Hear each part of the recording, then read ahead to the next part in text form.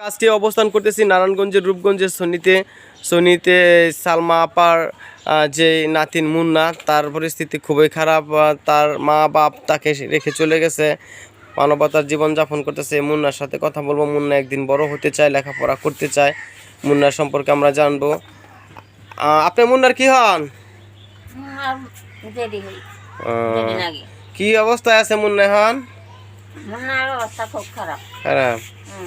আর মা বাপে আর কি করছে? মা বাবা ফেলাই ঠিক গেছে গা। পালে কে তাহলে? নানি ওই কষ্ট মষ্ট হলে পাল্টাছে, তো ফেলাই দেওয়ার জিনিস না, ফেলাই দেবো। হ্যাঁ, আপনি কি মুন্না নানি নাকি? কি অবস্থা? আপনার সারা বাড়ি খুঁজলাম, কই গেছিলেন? দর্শক, মানবতার চরম দুর্দিনে বসবাস করতেছেন নারায়ণগঞ্জের রূপগঞ্জের সনিতে বসবাসকারী সালমা বেগম আর তার পরিবার। সালমা বেগম তার নাতিনকে নিয়ে অত্যন্ত অসহায় তো জীবনযাপন করতেছে। তার দুই কুলে কেউ নেই, সাগরের প্যানার কুল আছে, তার কোনো কুল নেই। নাতিনটিকে নিয়ে কিভাবে সে মানুষ করবে? তার জন্য অর্থের প্রয়োজন। এই অর্থের যোগান আসবে কোথায় থেকে? এ নিয়ে তার দুশ্চিন্তার শেষ নেই।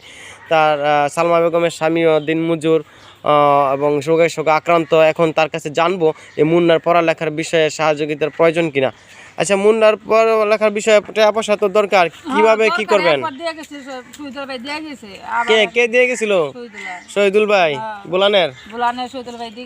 আচ্ছা, এখন পড়াশোনা করা করতেছি, প্রাইভেট পড়া টাকা দেয় না, কাম কাজ প্রাইভেট পড়া টাকা কিছু টাকা। বাপে কতদিন থেকে গেছে? 7 মাস হয়েছে। আর মা? মা ঠিক আছে, একটু হাইট নিয়েছে 2-3 বছর। 2 বছর। মানে দুইজন দুই ভাবে গেছে গা। আপনার উপরে দায়িত্ব পড়ছে? দায়িত্ব আমরা দিয়েছি নাই, কিছু কিছু দিয়ে আমি তো করবো না, মরে যাই, মরে যাবো না, কোনো দাম নাই।